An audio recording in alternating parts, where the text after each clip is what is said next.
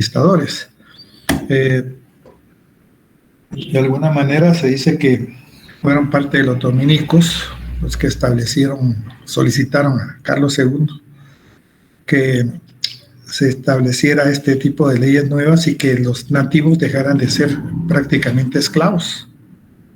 Entonces, en 1542-43 se promulgan y aquí se reconocían los derechos de los indígenas. En algunos casos, pues se establecía que por lo menos el nativo ya estaba antes de la llegada de los españoles y que de alguna manera pues tenían ciertos derechos como la vida.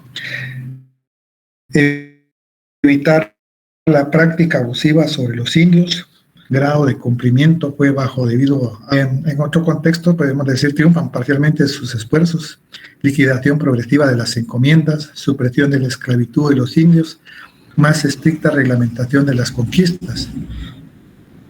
Pero de alguna manera la aplicación de las leyes nuevas no fue del agrado especialmente para conquistadores y colonizadores, y de alguna manera pues se empezaron a manifestar algunas situaciones de carácter negativo o de disconformidad, especialmente dentro de estos, para que obligó a la corona a retroceder y a consentir poco después el restablecimiento de lo que eran las encomiendas, encomendar a los nativos para el trabajo, especialmente en el área agrícola. Entonces, estos conquistadores y colonizadores amenazaron con despoblar América.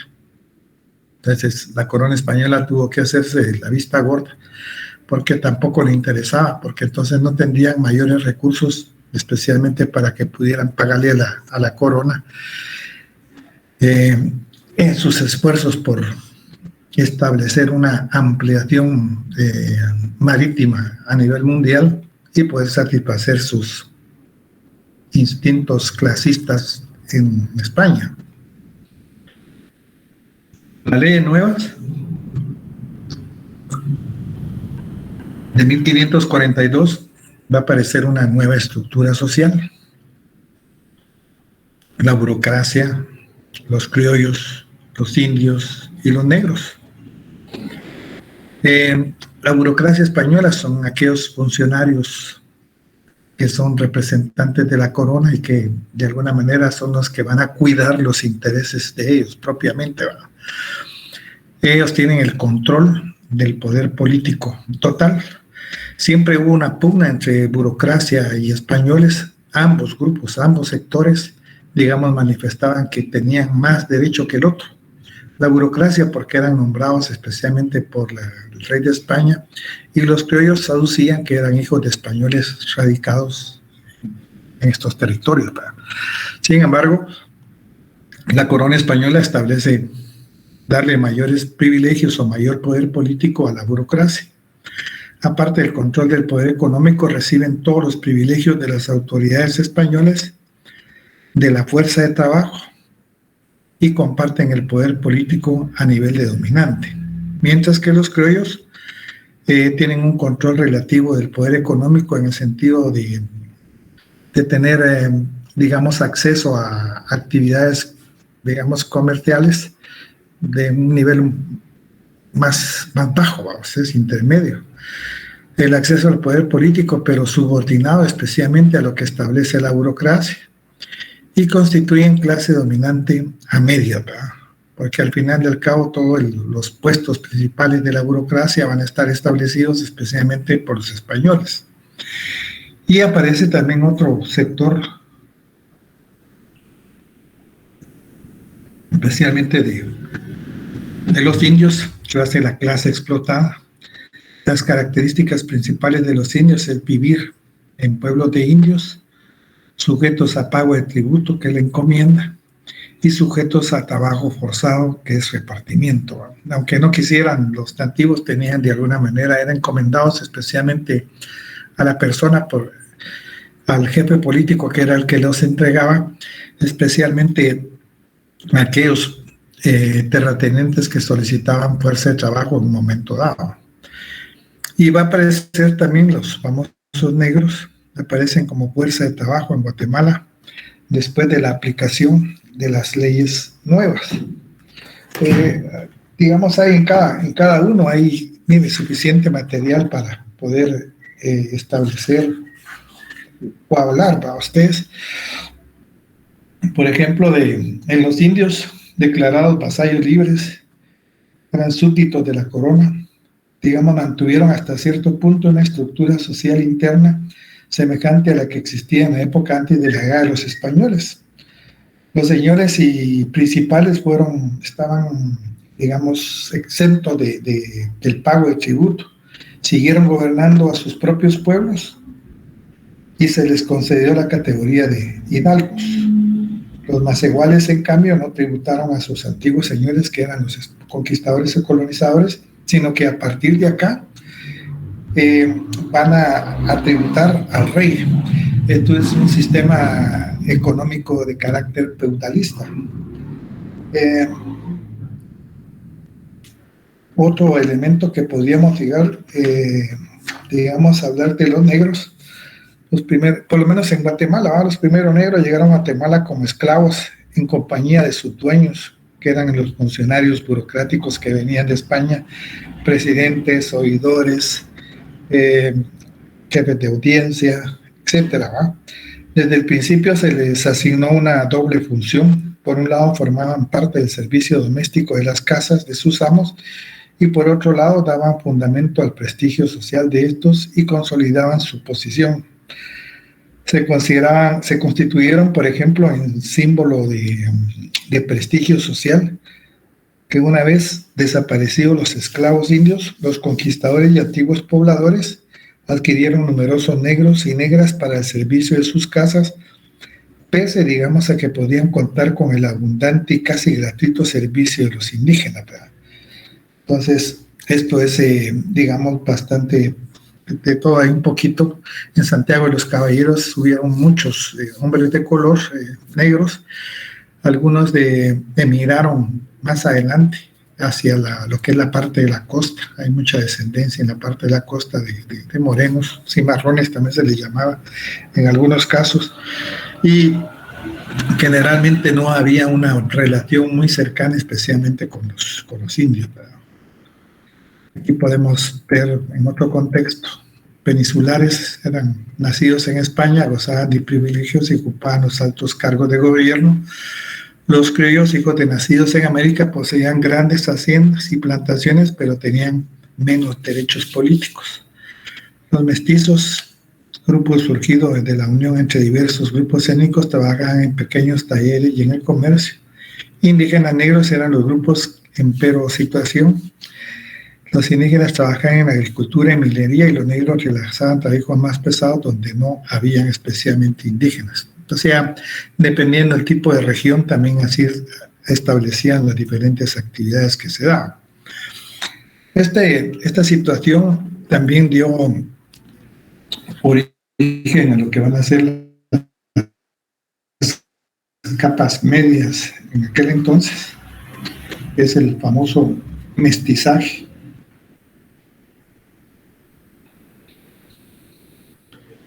Dentro de lo que es el mestizaje hay un sinnúmero de capas medias. Se podrían hablar de cientos, ¿no? Ustedes, pero estas son las que más se establecieron en aquel entonces.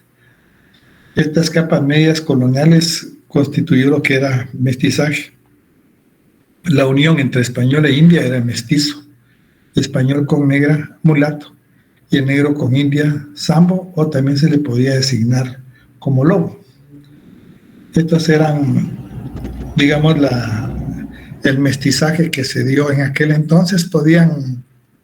Hay un sinnúmero ilimitado. En otros países puede ser indígena con alemán, indígena con inglés, negro con etcétera. Hay diferentes formas de poderlos mencionar dependiendo la región geográfica con que se establece.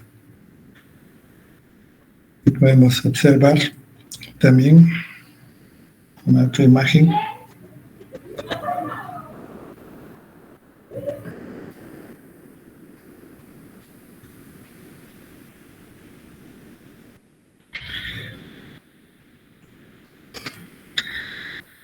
Los mestizos en las ciudades del reino llegaron a la conclusión de que estos configuraron 3 capas medias urbanas: la plebe, los artesanos y la capa media alta.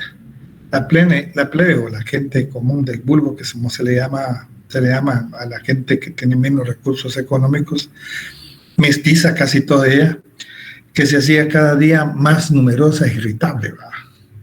La constituían mulatos, zambos, negro libre, la multitud de combinaciones que se desglosan en la designación de pardos. Así, aunque el término pardo se aplica a las personas con alguna porción de sangre negra, terminó por designar a un conjunto de los mestizos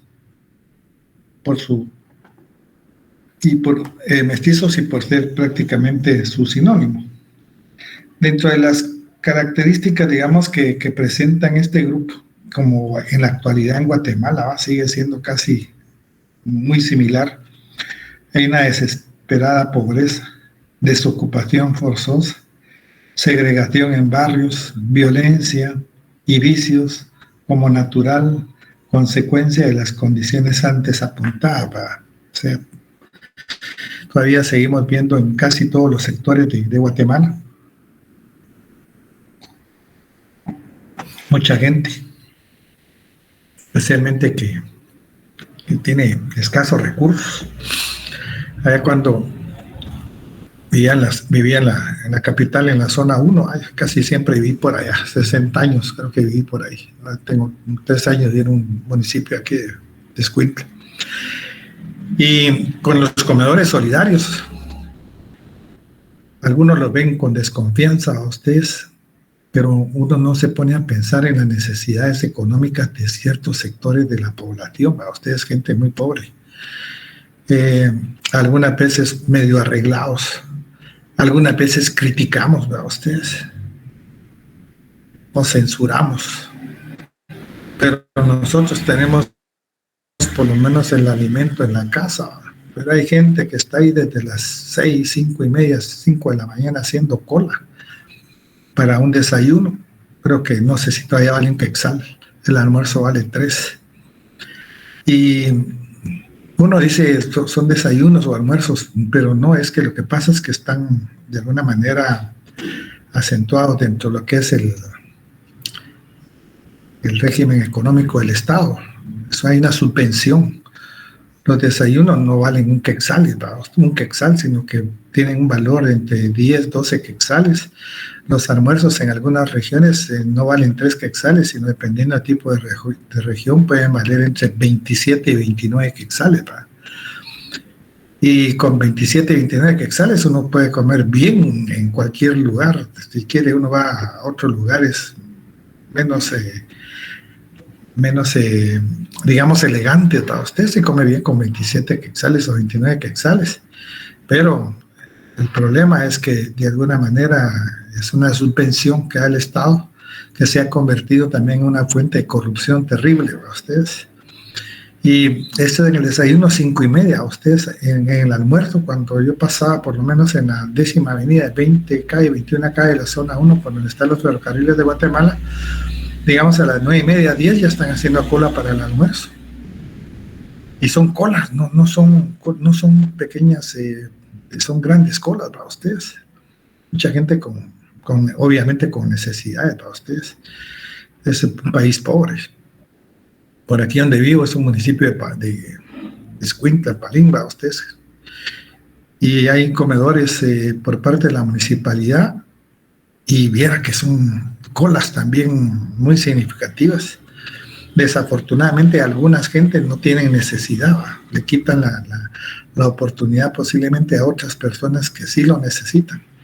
Pero la pobreza en Guatemala se manifiesta en diferentes contextos o características físicas de los individuos, sea blanco, moreno, azul, amarillo, colorado, flaco, gordo, alto, pequeño. Ahí no hay, la pobreza no tiene limitaciones para ninguna clase, ningún sector o con características diferentes.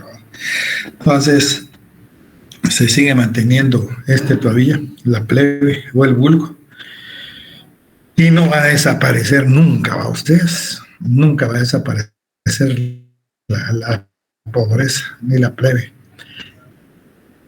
mientras tengamos gobiernos como en cualquier otro país de corrupto para ustedes. Afortunadamente, algunos de ustedes tienen la oportunidad de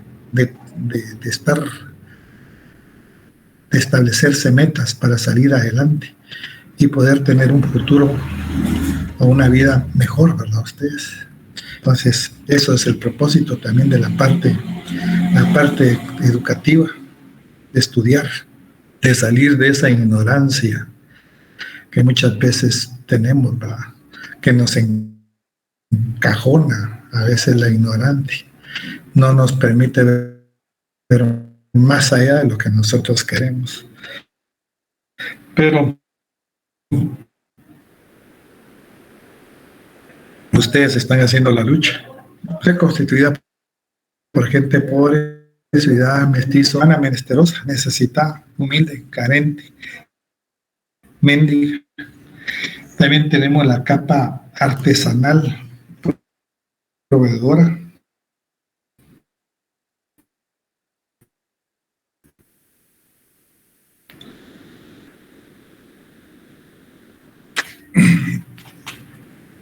Integrada por artesanos que fueron parte fundamental en el desarrollo económico, de alguna manera, ante la independencia, integraban grupos religiosos, universitarios, profesionales, militares, burócratas.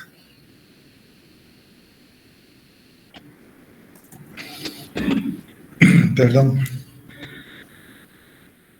Empleados, propietarios, agricultores encabezaron los primeros movimientos de León, Granada, Salvador y Belén, ¿verdad? Son movimientos insurreccionales antes del proceso de carácter independentista. La capa artesanal proveedora está integrada por artesanos, gran importancia para el desarrollo económico de la sociedad colonial, enorme el recuento de productos que salían de sus talleres, muchos de los cuales, si hubiera faltado, paralizarían la vida de la sociedad colonial. Se da la segunda división del trabajo de la época preindustrial, es el motor económico de la sociedad, ¿a ustedes? Aquí, dentro de este tipo de personas, encontramos talleres de tilleros, carroceros, guarnicioneros. Es una ocupación difícil y riesgosa, fatigosa, aunque se reconocía como honesta por los grupos dominantes, que de alguna manera los españoles consideraban para ellos deshonrosa, ¿verdad? La gente era libre, pero no poseía medios de producción.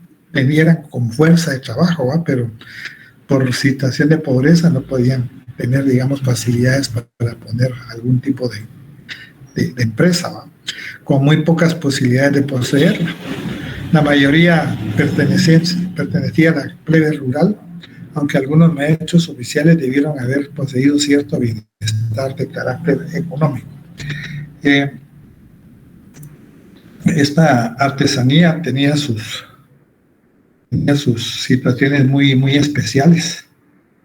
Digamos, generalmente a veces la maestra, digamos,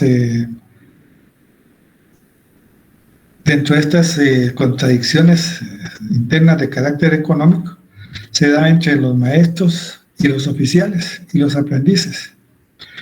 Digamos, los aprendices, me recuerdo yo que en mi tiempo todavía, cuando nosotros estábamos en la escuela primaria, después de salir de clase, para ustedes, nuestros papás nos mandaban a hacer algún oficio, con un carpintero, con un zapatero, con etcétera. Ustedes a modo de nota, para que aprendieran un oficio, porque la visión en aquel entonces era muy limitada, ¿va?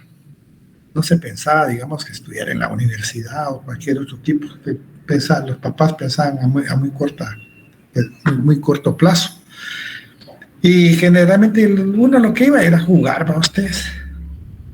Ahí se aburría uno, ya no llegaba. Algunos otros tuvieron más suerte. Yo, como mi tiempo de aprendiz no era de aprendiz, yo no iba al aprendiz. Nosotros nos íbamos a jugar fútbol con la pandilla, ustedes en nuestro metera, pero otras personas sí, ¿va? Entonces, eso se transmitía. El aprendiz era en otros casos era una forma de explotación, ¿verdad? Servía para hacer mandados, para andar cargando cuestiones, etcétera, ¿va?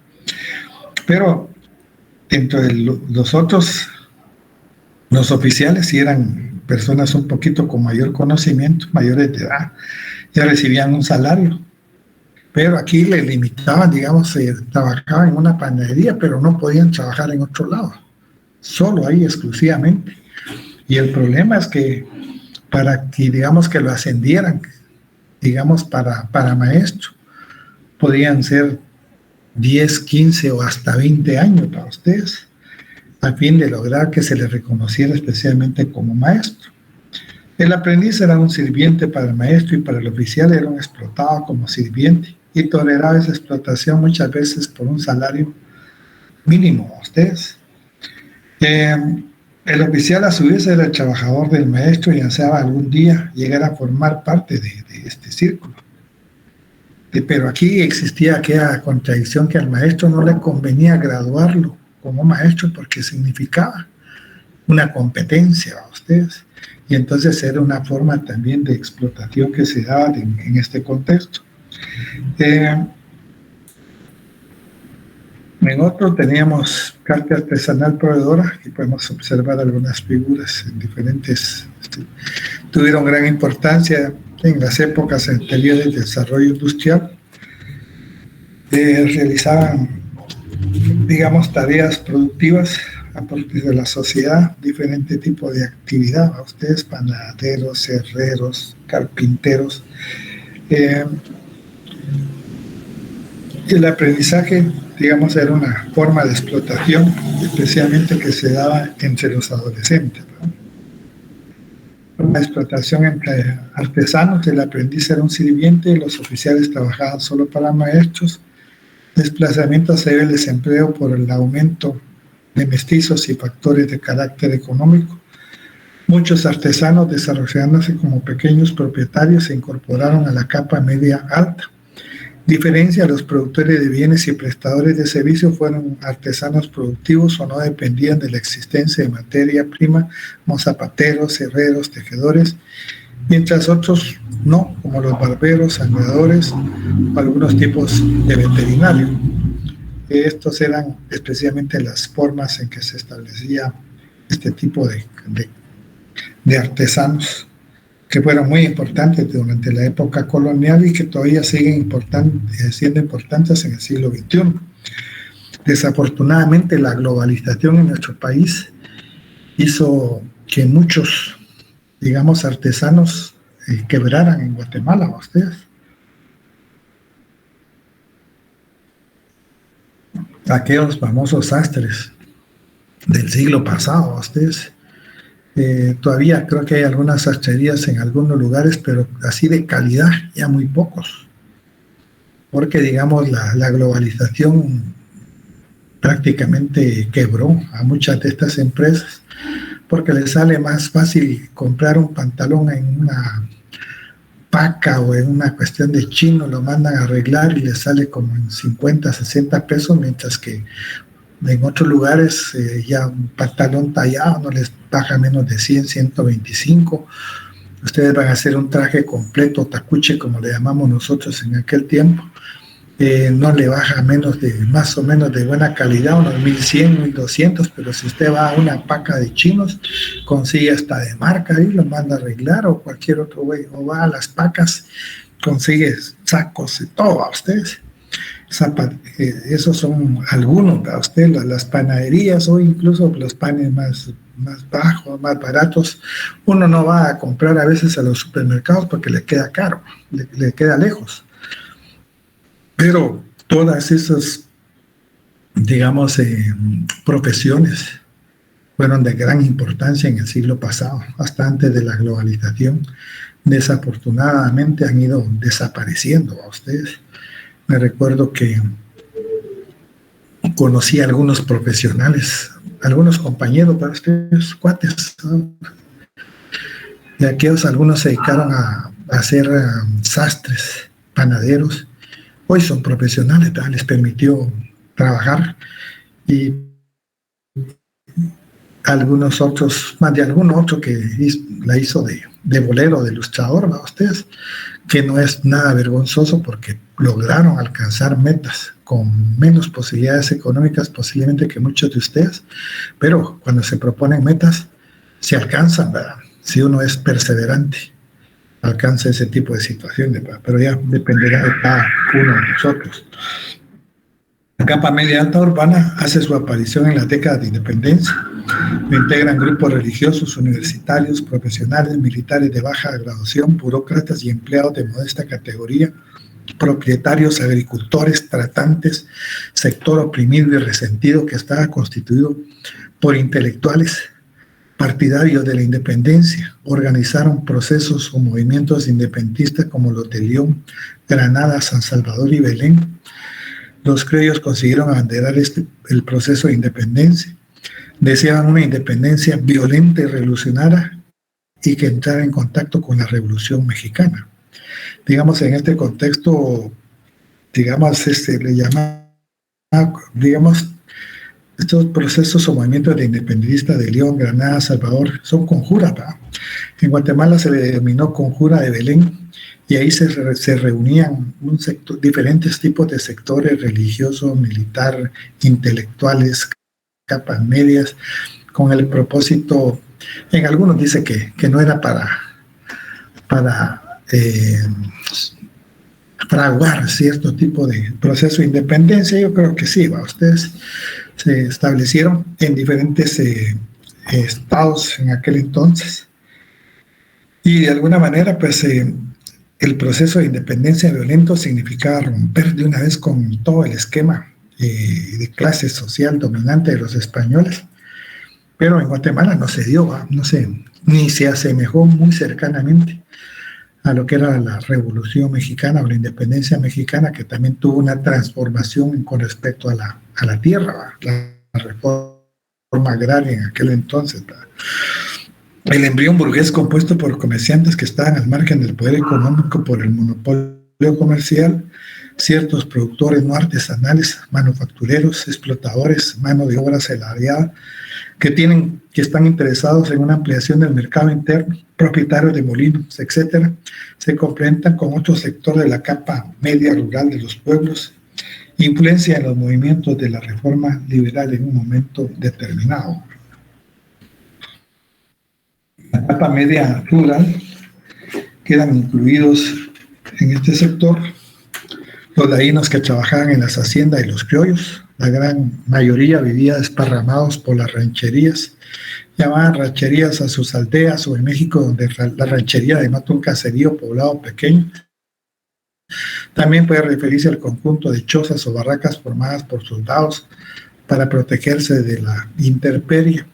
De las haciendas se denominaba una hacienda, una finca agrícola de gran tamaño, generalmente una explotación de carácter latifundista, con un núcleo de viviendas normalmente de alto valor arquitectónico, en condiciones muy deprimentes. La mayoría trabaja en haciendas de propiedad privada y solo una minoría trabaja en tierras realengas o de comunidades indígenas en forma ilícita.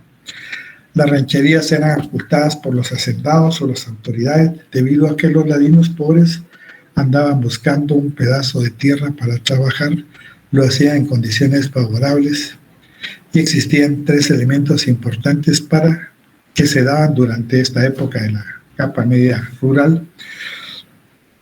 Digamos, todos estos sectores, digamos, de los mestizos, fue un sector que les había platicado anteriormente, muy pobre, ¿va? Ustedes, desposeídos totalmente de recursos económicos, no los querían el sector indígena, y en el sector, digamos, especialmente español, pues lo hallaban como una deshonra. Algunos pocos tuvieron la oportunidad o tenían la satisfacción de haber sido reconocidos, pero la mayoría no. Entonces, la mitad de los mestizos trabajaban en las haciendas, eran un 50% total de mestizos.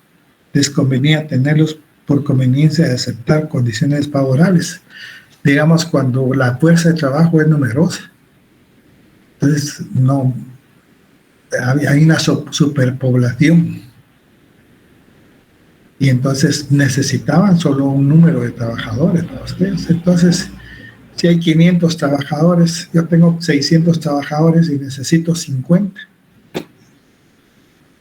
y les pongo un salario que yo quiera, el que quiera el más bajo, voy a encontrar esos 50 porque las necesidades económicas de estos sectores era fuerte para ustedes.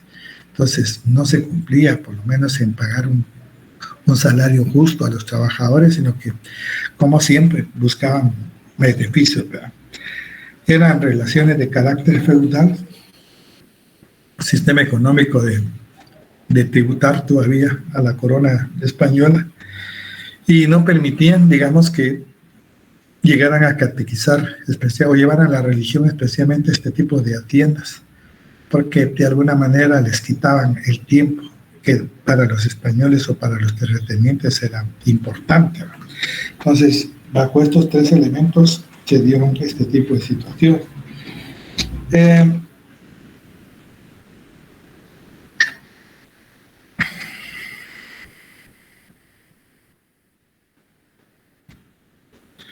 Entonces, con respecto especialmente a las clases sociales. Ahora tenemos lo que es la parte de la Universidad de San Carlos. Para nosotros, fundada según licencia, contenía en la Real Cédula del monarca español Carlos II del 31 de enero de 1676. El gestor de la autorización para el establecimiento es del siglo XVI. Fue el obispo del reino, licenciado Francisco Marroquín.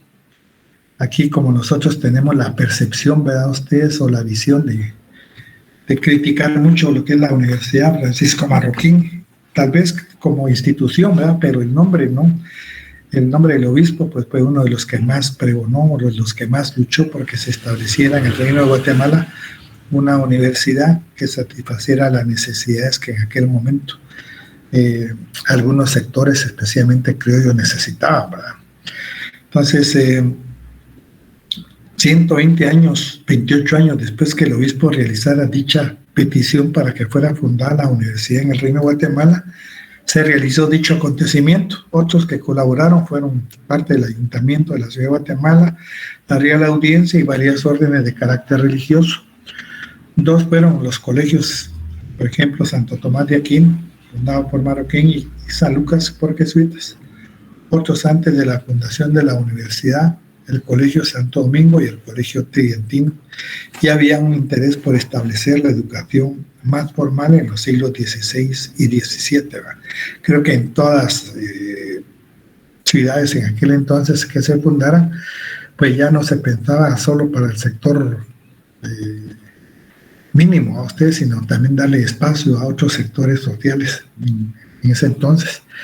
Aunque hay que hacer notar que en aquel entonces que hubiera una escuela, era muy limitada con los recursos económicos, y muchas de estas estaban dirigidas especialmente para las personas que poseían recursos económicos, especialmente la universidad. El monarca español Carlos II promulga el 31 de enero de 1676 la Real Cédula de fundación de la universidad, la que va a constituir el fundamento jurídico de la Universidad de San Carlos de Guatemala y que funcionaría en el Colegio Santo Tomás de Aquino. Antes ya se había creado la primera universidad imperial y pontificia, la Universidad de Santo Tomás, creada por el rey Carlos V y confirmada por Pablo III en la ciudad de Santo Domingo, capital de la isla española, hoy República Dominicana. La segunda universidad fue fundada en 1553, Real Cédula del rey Felipe II, fue la Real y Academia Pontificia Universidad de México, y la tercera Perú, y empezó a funcionar el 7 de enero de 1681. Se elaboraron por don Francisco Salazar Arce las constituciones y estatutos de la universidad, que tuvieron como modelo las constituciones y estatutos de la Universidad de Salamanca y México. Asimismo se celebraron los primeros concursos de oposición de las clases a impartir. Va toda una serie de formalidades para ustedes. Generalmente se traían muchas de las ideas, especialmente de otros países, a establecer a los nuevos territorios, y especialmente en el Reino de Guatemala, que es un centro, es un lugar geográfico bastante amplio a ustedes. El Papa Inocencio XI emite la bula ex suprema el 18 de julio de 1687, en el cual se otorga a la Universidad de Guatemala el título de pontificia, aprobada por el Papa, quedando en forma definitiva el nombre de Real y Pontificia Universidad de San Carlos, en honor a San Carlos de Borromeo, santo que dedicó su vida a la vocación de servicio comunitario. La universidad otorgaba los grados de bachiller, licenciado, maestro y doctor. El primer indígena que se graduó como doctor en Derecho fue Tomás Pech, quien también ganó por oposición la cátedra prima de leyes. También figura un mestizo de origen humilde que se graduó de doctor en medicina, Manuel Trinidad de Ávalos y Porres, quien fundó en el siglo XIII la investigación científica, ofrecía estudios de derecho, teología, filosofía, lenguas indígenas, hizo proyectar más a sectores peninsulares criollos que a los indígenas y mestizos. No se admitían negros, morenos ni mulatos. Había una discriminación para este sector, ¿verdad? La constitución de la universidad exigía libertad de cátedra.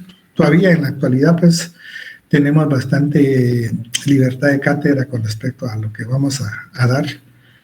Digamos, si voy a hablar de historia, pues yo creo que de historia es curso, no me puedo, el hecho de que uno tenga libertad de cátedra no quiere decir que se salga de ese contexto y empiece a hablar de otras materias que realmente no nos competen o algunos otros temas que no tienen relación especialmente con la historia. Entonces, pero la libertad de cátedra no nos da el derecho de abusar de ese poder que se nota, sino también nosotros tenemos como docentes derechos y obligaciones y sobre todo el respeto a nuestros estudiantes. Para ustedes, no sé si van a encontrar algunos en el camino, pero hay algunos que se convierten en dictadores de cursos. Para ustedes, como que se les suben los humos a las personas en un momento determinado. No les gusta ni que les hablen, ¿va? Ustedes solo en la clase. Fuera de esto, pues, a saber qué les pasaría. Se les olvidó que algún día estudiaron en la universidad y que de alguna manera uno tiene que tener alguna interrelación con los estudiantes por X o Y razón. A ustedes de carácter académico a veces preguntan otras situaciones que también uno tiene que condescender también con los estudiantes, ¿verdad? Bajo la influencia de la reforma borbónica se realizó la primera reforma educativa de la Universidad de San Carlos, impulsada y realizada por el fraile Francisco Dr. José Antonio Lindo y Goicoechea. Nacido en Cartago, Costa Rica, y trasladó a Guatemala desde muy niño. Se iniciaron los estudios de Derecho Civil, Romano y de Gentes o Internacional, estudiando a tratadistas como Victoria, Suárez, Grocio, Covarrubias, superando la obligación de tener un solo texto y crear la cátedra de Derecho Internacional o de Gentes, en donde se instruía sobre lo que hoy denominamos derechos humanos. Además, se instituyó la cátedra de Anatomía, con prácticas de disección de cadáveres de seres humanos y animales, como también en las últimas décadas del siglo XVIII se impulsó el estudio profundo de las matemáticas, especialmente geometría, y se introdujo el método experimental en ciencias físicas. Creo que hoy ya no, por ejemplo, en medicina ya no lo realizan mucho, creo yo. Pero en el siglo pasado todavía los estudiantes de medicina los llevaban a ver unas autopsias de ustedes, y por algunos por joder, ¿verdad? Ustedes estaban los muchachos ahí viendo cómo, y entonces cuando abren la parte del cráneo sale el cerebro, todos los órganos para ustedes, y se les ponían a los muchachos, les decían extiendan las manos, toquen, y les entregaban, ¿va? Ustedes ya se pueden imaginar, ¿va? Ustedes, muchos de ellos se desmayaban, vomitaban, etcétera, ¿va? Decían ellos, era para ver si tenían el carácter para poder ser médicos, ¿no? Pero eran, me imagino, cosas de mal gusto o bromas de mal gusto por parte de algunos doctores, por cierto, no todos, ¿no? Ustedes, pero era una forma de ahuyentar a las personas, ¿no? Eran cosas muy, muy feitas. La reforma educativa de Lindo y Goicoechea produjo notables figuras académicas, entre ellas el doctor José Felipe Flores en 1770, inventor de instrumentos y teorías médicas que fueron adelantos a la medicina de la época, el doctor Narciso Esparragosa y Gallardo, innovador en la cirugía, en el campo de la ley, el doctor José María Álvarez, autor de obras e instituciones de Derecho Real de Castilla y de Indias, obra que aún figura entre las principales casas de contratación de Sevilla. La ciudad de Santiago, Guatemala, hoy Antigua Guatemala, fue destruida por el terremoto el 29 de junio de 1773 y decidió el traslado de la capital al reino del Valle de la Ermita. denominándola Guatemala de la Asunción en honor a su santa patrona, la Virgen de la Asunción. Los registros indican que la sede de la Universidad de San Carlos se trasladó a la nueva capital en 1777. El traslado oficial de la universidad a dicho valle. Durante las primeras décadas del siglo XIX se suscitaron acontecimientos que al final llevaron a la independencia política, sin participación activa de personajes en aquel entonces como Antonio Larrazábal, representante de la provincia de la Capitanía General de Guatemala ante las Cortes de Cádiz, entonces en la época colonial como centro de estudio del Reino de Guatemala y como fuente de ideas y acciones de carácter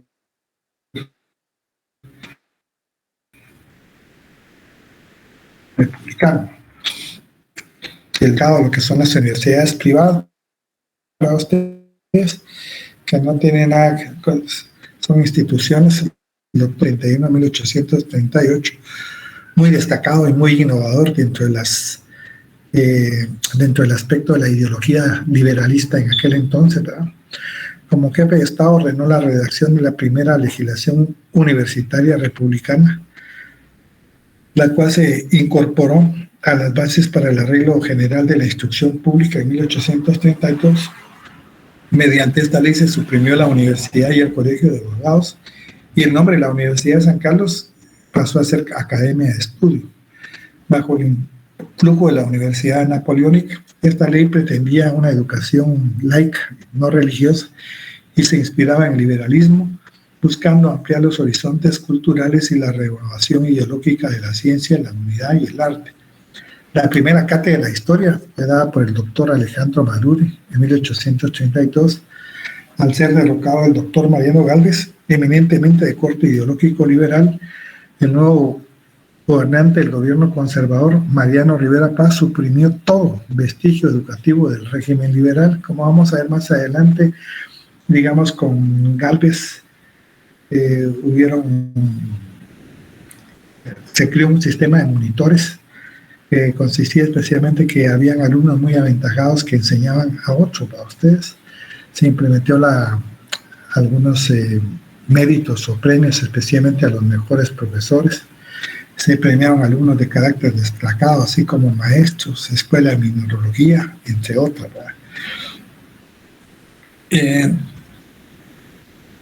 La antigua Universidad de Guatemala, con todas las prerrogativas y privilegios que gozaba por las reales cédulas de su elección y la aprobación de su constitución, expedidas en 1686, y por las demás disposiciones que estaban vigentes en su favor cuando fueron suprimidas.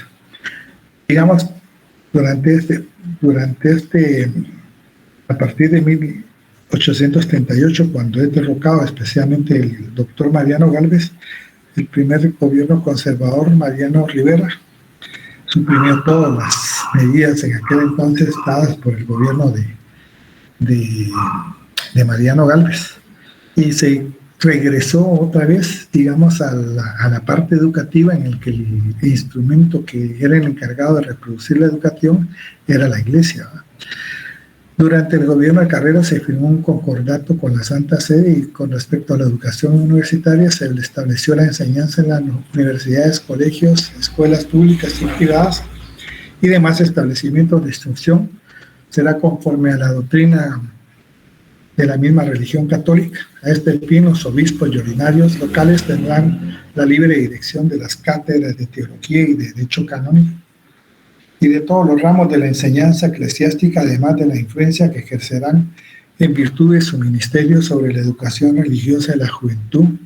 Velarán porque en la enseñanza de cualquier otro ramo no haya nada contrario a la religión y a la moral, religión y a la moral para ustedes. En ese contexto, digamos, durante la época del doctor Mariano Gálvez, se prohibieron muchas actividades de carácter religioso. No solo se suprimió la educación de carácter religioso, sino que muchos de los bienes de las iglesias en aquel entonces fueron confiscados. Algunos sacerdotes especialmente fueron expulsados del país, se prohibió lo que era el famoso diezmo y se prohibieron todas las actividades o fiestas patronales en aquel entonces. Pero con Rafael Lacarrera regresan otra vez los antiguos privilegios que se dan en ese entonces. Entonces, al final del gobierno conservador de Carrera se le asignó a nuestra universidad el nombre de Pontificia Universidad de San Carlos de Borromeo. Sin embargo, fue durante este gobierno que egresaron los universitarios que impulsaron nuevamente el periodo liberal que triunfó el 30 de junio de 1871. Miguel García Granados y Justo Rufino Barrios, representantes de los comerciantes y capitaleros, fueron los líderes del movimiento denominado Revolución Liberal de 1871. El primer documento de Justo Rufino Barrios, denominado el Acta de Independencia, se decreta la instrucción primaria es laica, gratuita y obligatoria para todos en la República de Guatemala. Entonces, a estas alturas, por lo menos en Guatemala, pues dejó de ser algunos colegios que, entre comillas para ustedes, tienen una orientación ideológica bastante religiosa, pues siguen algunos dictados, pero no es obligatorio, digamos, algunas actividades propiamente religiosas que se suscitan dentro de los establecimientos. También tenemos que en 1875, estos son los pasos que ha llevado la universidad, algunos, los más generales, decretó la Ley Orgánica de Instrucción Superior, suprimiendo la Pontificia Universidad de San Carlos de Guatemala y creando la Universidad de Guatemala. Esta universidad se integraba por las facultades de Jurisprudencia, Ciencias Políticas y Sociales, Medicina y Farmacia y de Ciencias Eclesiásticas. Se crean nuevas carreras universitarias. Se crea por primera vez el Consejo Superior Universitario, hoy tan comentado y tan conflictivo que está, compuesto por el rector, vicerrector, los decanos de las facultades. Esta institución pasaba a ser dependencia directa del gobierno. Todavía en aquel tiempo ya se hablaba, y ahorita creo que no ha sido mucho la excepción.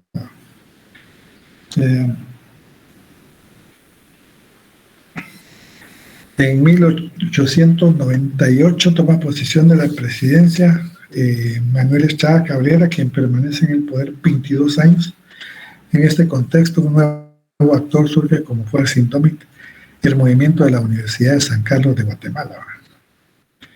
En 1899, durante la celebración del 78 aniversario de la independencia de Centroamérica, se organiza la Sociedad del Derecho, actualmente conocida como Asociación de Estudiantes de Derecho, siendo sus primeros dirigentes Manuel Marroquín, Arturo Bermejo, Felipe Prado. En ese mismo periodo se organizaron los estudiantes de Medicina, Juventud Médica. Estas dos entidades fueron el nervio y motor de las protestas en contra de la tiranía y el abuso del dictador Manuel Estrada Cabrera. Como un resultado del servilismo propio de las dictaduras, la Universidad de San Carlos se transformó, se quitó Estrada Cabrera por medio de los nuevos estatutos que aprobó el dictador en 1918. La Universidad Estrada Cabrera fue cancelada pocos años después de la caída del régimen de 22 años por medio de un decreto emitido en 1924 por José María Orellana. Durante el gobierno de Lázaro Chacón, 1926 al 30, surge la inquietud por lograr la autonomía universitaria, no llegando a lograrlo. En 1931 al 44, con la dictadura urquista, toda la educación se militariza y fue hasta en 1943 que se restablece la Asociación de Estudiantes de Derecho, que había realizado distintas actividades críticas al gobierno de Ubico. Con la caída de Ubico y la llegada al poder, de las condiciones de los estudiantes no varían según la. Durante estas manifestaciones, estudiantes profesionales de la universidad plantean la urgencia total de cambio, la derogación de leyes universitarias, creación de escuelas técnicas, obreros, fundación de Facultad de Humanidades, Escuela Superior de Pedagogía, etc. Con el proceso de la Revolución de Octubre se abrió una nueva etapa en la historia contemporánea de Guatemala y por consiguiente un cambio sustancial para la universidad. La Junta Revolucionaria establecía el 20 de octubre, emitió el decreto número 12 que entró en vigencia el 1 de diciembre de 1944, por medio del cual se estableció la universidad con su nueva condición de entidad autónoma. Solo son algunas breves actividades que no son propias. Aquí algunas más que había característico, llaves del pontificado, otorgadas por el Papa, la efigie de la Universidad de San Carlos, 2 torres y 2 leones que corresponden al escudo de armas de la Real España y que vendrían a representar los reinos de Castilla y de León en aquel entonces. Y tenemos otros elementos que se dan. Plus ultra, columna al lado izquierdo, la leyenda plus ultra, del otro lado con la leyenda ultra, los cuales significan el alto nivel académico de la universidad, más o menos algunas cuestiones que existían antes. El apóstol Santiago era un guerrero español, ¿verdad? Ustedes en contra de los nativos, y que se suponía que durante esa época medieval estaba muy aunado a lo que era la religión y se pedía a la Virgen que lo protegiera de cualquier situación. 3 volcanes, Alto Fuego y Acatenango. Entonces, aquí llegamos con respecto a la actividad del día de hoy, y será la próxima semana que iniciaremos la próxima actividad que nos corresponde, que creo que va a ser la implantación de las intendencias y hacia la independencia. Solamente por el día de hoy, patojos, y que les vaya muy bien mañana, éxitos en los exámenes, y si Dios nos lo permite, nos miraremos el próximo día martes. Feliz tarde para todos.